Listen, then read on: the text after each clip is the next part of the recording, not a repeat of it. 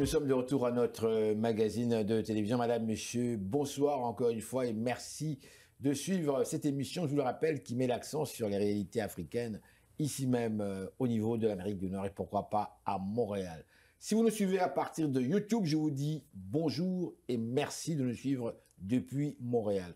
Nous recevons aujourd'hui un membre de la diaspora congolaise qui va nous parler justement de la question de la crise, en fait, militaire qui existe actuellement entre la République démocratique du Congo ainsi que le Rwanda, puisque tout le monde en parle, et à Montréal également, et dans les milieux académiques également, puisque j'ai reçu, moi, un mémo qui m'était parvenu des étudiants de Polytechnique de l'Université de Montréal, qui me parlaient d'une grande manifestation qui devait avoir lieu à Montréal, et bref, qui partait d'un métro en plein centre-ville, bref. J'aimerais connaître tout d'abord, vous êtes parmi les organisateurs, n'est-ce pas? Oui, bien sûr. Et qui êtes-vous? Je m'appelle Christian Lima Ngaba. Oui. Et je fais partie du comité organisateur de cette manifestation qui aura lieu le 24 février. Oui, vous êtes aussi aux études, c'est bien ça? Ben non, ça fait longtemps. Ça fait longtemps que vous avez donc terminé, ouais. vous? Je suis ingénieur en réseau informatique, je suis auxiliaire familial et il y a pas mal de choses que j'ai eu à faire. Et puis, j'aimerais aussi devenir avocat dans l'avenir. Mais dis donc, vous êtes un véritable savant, vous, ou quoi? Vous êtes, comme on dit, on apprend du jour au lendemain. C'est ça, donc, l'Amérique du Nord, quoi. C'est ça. Donc, vous êtes ingénieur de formation dans le domaine de l'informatique, c'est ça? Ouais. Et ensuite, vous êtes aide-soignant, c'est ça? Et je suis activiste des droits de l'homme aussi. Et aide-soignant, ça veut dire qu'il faut vraiment aimer l'être humain pour faire ce travail. Exactement, oui. Il faut vraiment avoir cet amour de l'humain pour le faire. Exactement. Donc, vous dépassez le cadre scientifique. Non, on apprend du jour au lendemain, comme je venais de le dire, donc c'est ça. Oh là là, je suis très impressionné, monsieur. Ouais. En fait, continuez. Donc, comme j'étais en train de dire, et la raison de notre présence ici, c'est par rapport à ce qui se passe dans la partie est de notre pays, qui est la République démocratique du Congo. Pourquoi c'est important pour vous? C'est important en tant que Congolais, et puis au-delà de ça, en tant qu'être humain, c'est vraiment douloureux de voir les nôtres ou les êtres humains soient massacrés. Et là, on constate depuis des années le silence radio au niveau international et partout. Juste pour situer un petit peu notre public qui vous suit, vous êtes originaire de la République démocratique du Congo. Depuis combien de temps ici au Canada, à Montréal? Au Canada, ça va faire 6 ans que je suis ici. Oui. C'est ça. Et depuis 6 ans. Et quelle était la raison de votre arrivée ici? C'était les études? C'était la simple curiosité canadienne? Parce qu'il y a quand même plusieurs pays. Hein. Il y a aussi la Grande-Bretagne, il y a aussi les États-Unis, il y a aussi la Belgique, la France. Pourquoi en fait le Canada? Ok. D'abord, j'aimerais être un petit peu bref. Pour des raisons personnelles, je dirais, le Canada, je dirais d'abord, c'est vraiment un pays qui accueille tout le monde. C'est un pays accueillant et... À ce point? À ce point? Non, mais je vous demande ça parce que moi, je suis ici depuis très longtemps, depuis 1973. Imaginez-vous. Donc, je ne sais pas le feedback de l'autre côté. Alors, quand je reçois mes frères qui arrivent ici et qui nous font cette remarque, on est curieux quand même les téléspectateurs, de connaître qu'est-ce qu'on dit de l'autre côté. Donc, ça veut dire que de l'autre côté, c'est vraiment le Canada attire réellement. Et pourquoi? D'abord, moi, je pense s'il faudrait comparer par rapport à d'autres pays, ce qui est l'impression que le gouvernement canadien nous donne et ce qui est la réalité. Et donc, d'abord, je dirais peut-être MEDEF, ils ont besoin du monde pour travailler. Et puis, c'est un pays, comme je disais, un pays qui respecte tout le monde et qui est ouvert, en fait, devant tout le monde, en fait. Donc, c'est ça. Un pays accueillant, ce que moi, je peux dire. Donc, c'est ça. OK. Alors maintenant, on va revenir à, en fait, nos moutons. Vous êtes un monsieur avec différentes formations. Moi, je vous appelle finalement le génie, le savant, un scientifique et aussi un être humain réel, puisque vous travaillez avec des êtres humains. Mais là, c'est une cause que vous défendez finalement et dans laquelle vous manifestez. Exactement. Comme vous venez de dire, donc, moi, je travaille dans la santé. Puis, vous, en tant qu'être humain, imaginez-vous, vous voyez une jeune fille qui est violée devant vous, une femme qui est violée devant vous. Vous voyez, en tant qu'être humain, ça fait vraiment très mal au cœur. Est-ce que c'est vraiment la réalité? Exactement. Je vous pose la question parce que j'ai peut-être l'air stupide. Je suis congolais comme vous. Hein. Je vous le cache pas. Ravi de faire votre connaissance, en fait. Minutieusement, mais quand même, nous faisons des émissions de télévision. pour le grand public, est-ce que c'est réel? Est-ce que c'est vrai ce que vous dites là? Oui, mais bien sûr, c'est réel. Aujourd'hui, en 2024, on viole encore des filles. C'était pas passé, ça? Bien sûr, ça continue. Oui, ça date plus de 25 ans. Mais pourquoi est-ce qu'on ferait ça? Pourquoi? Moi, je dirais, par rapport à ce qu'on voit sur le terrain, d'abord, l'une des raisons, c'est parce que le Congo, c'est un pays riche sur le sous-sol et tout, donc avec des minéraux, à titre d'exemple, les coltans et autres, les cobaltes et tout, des ressources dont on utilise actuellement avec la fabrication de voitures et téléphones que tout le monde utilise. Et il y a certains qui ignorent, et en utilisant nos téléphones, il y a certains qui ne savent pas, voilà, et c'est à cause de ces téléphones-là, et il y a des femmes qui sont violées. D'accord, mais pourquoi? Pour le grand public, parce qu'il faut toujours bien saisir ici que nous, Congolais, comme ça nous concerne, beaucoup parmi nous, on suit ça de près. Mais ça n'intéresse peut-être pas tout le monde parce que les gens ont autre chose à faire, ils ont d'autres vies, d'autres réalités comme telles. Pour ceux qui nous suivent maintenant, beaucoup se disent, mais écoutez, mais c'est quand même bizarre. Le Congo n'est pas le seul pays qui dispose de certaines richesses naturelles très, très, très recherchées. Le Maroc, par exemple, ils ont le phosphate. Mais ils n'ont pas de problème. Personne ne va créer... Il n'y a pas de guerre par rapport... Je ne pense pas qu'il y ait une guerre par rapport au fameux phosphate. D'autres pays aussi, il n'y a pas de guerre. Pourquoi au Congo seulement? Pourquoi cette région-là seulement? À votre question, moi, je dirais qu'il y a pas mal de gens qui se cachent derrière de problèmes ethniques et tout. Mais le vrai problème, moi, je dirais, c'est ce que nous avons comme richesse. Et c'est ça qui cause les problèmes, en fait. Et c'est la raison pour laquelle le Rwanda nous agresse à travers de groupes de rébellion comme le M23 et autres. Oui, mais le Rwanda, jusque-là, a toujours nié.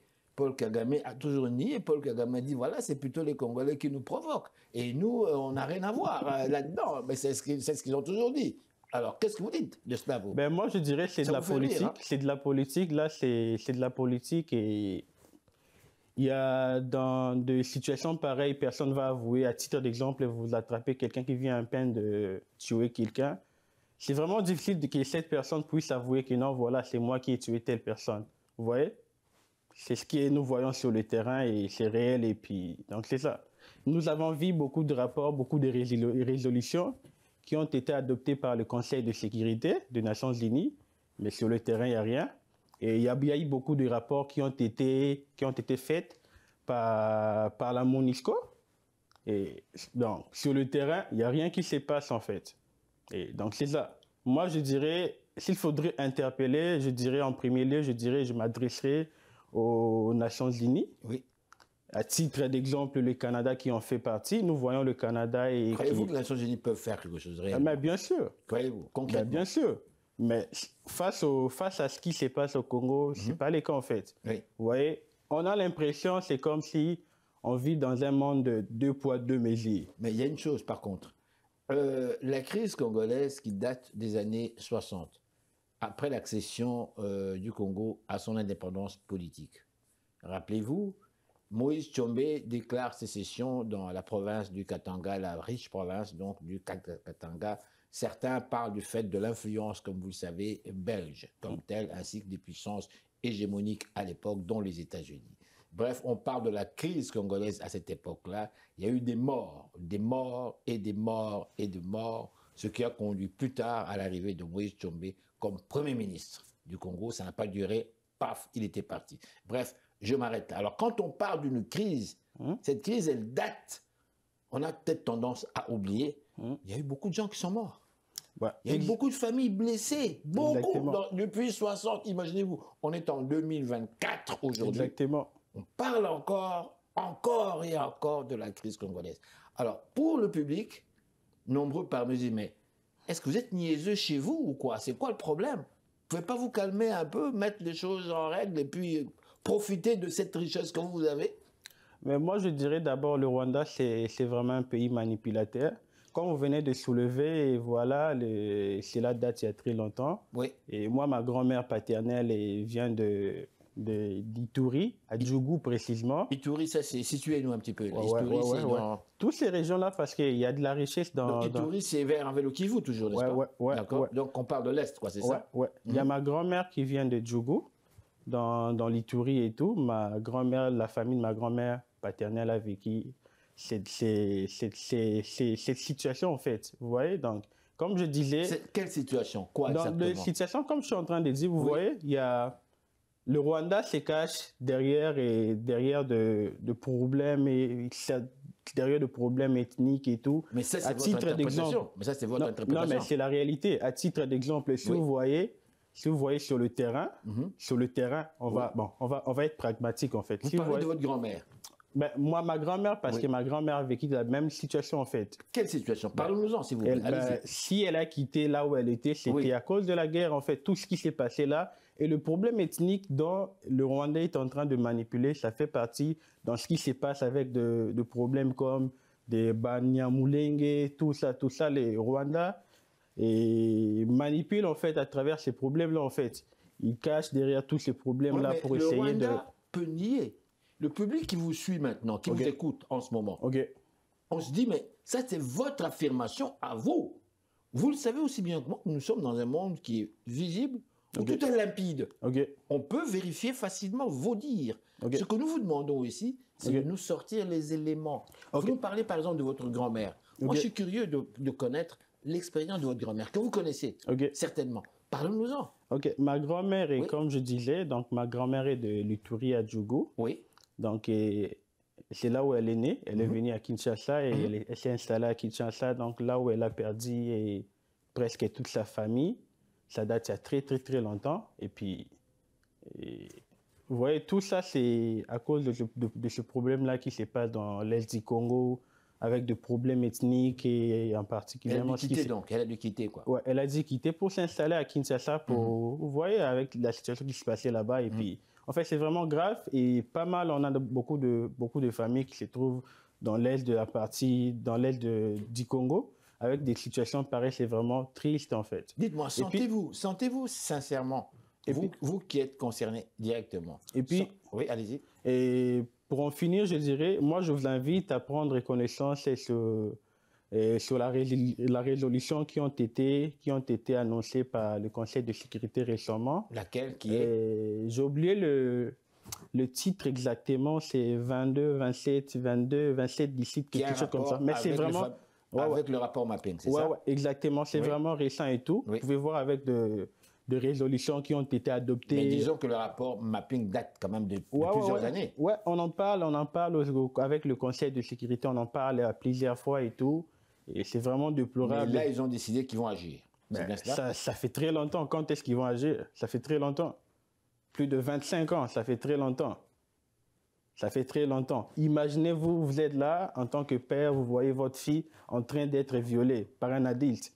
Comment vous allez sentir? Comment vous allez vous mettre sur votre peau, en fait? Comment vous allez vous mettre sur votre peau? Et vous voyez, il y a votre maman qui est violée. Devant vous? Ouais. Comment vous allez réagir? Mais dites-moi, pourquoi cette haine?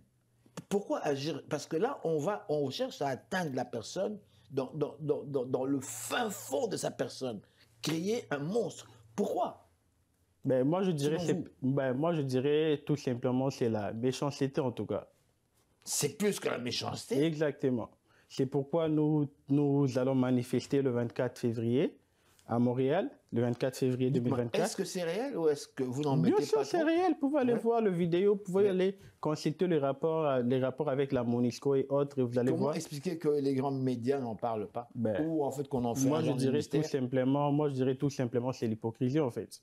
Ou bien c'est pas un manque d'intérêt, c'est ça? Il y a certains qui tirent profit avec tout ce qui se passe là-bas, avec le marché noir de nos minéraux et tout. Il y a pas mal de gens qui se cachent derrière ça. Et si on voit le Canada en train d'interpeller le pays comme la Russie par rapport à ce qui se passe en Ukraine, et pourquoi pas on n'en parle pas au Congo? On voit le gouvernement de M. Trudeau, on parle. M. Trudeau lui-même a dit que non, voilà, M. Poutine et le président Poutine est un monstre. Et pourquoi on n'en parle pas au Congo? Pourquoi on n'en parle pas au Congo? Actuellement, je crois je vais dire dans 30 ans, 50 ans, on va utiliser nos voitures électriques et tout ça et tout. Et on aura besoin du Congo. On aura besoin du Congo. Vous qui êtes ici à Montréal, qui semblez très motivé, sincèrement, et avec tout ce que vous avez comme en fait formation, croyez-vous sincèrement qu'avec ce qu'on vit actuellement, en dehors de cette crise militaire, qui j'espère sera passagère, croyez-vous sincèrement que ce pays peut, du jour au lendemain, arriver à ce qu'on peut appeler un développement par rapport aux hommes comme vous et d'autres qui êtes très bien formés? Ouais. Bien sûr, moi je pense que, comme on dit, c'est la lutte peut libérer. C'est la lutte libère en fait. Donc avec la lutte pacifique, c'est ce qui nous a appelé aussi aux manifestants à la journée du 24 février à Montréal, donc de pouvoir manifester pacifiquement. J'espère que tout ira très bien.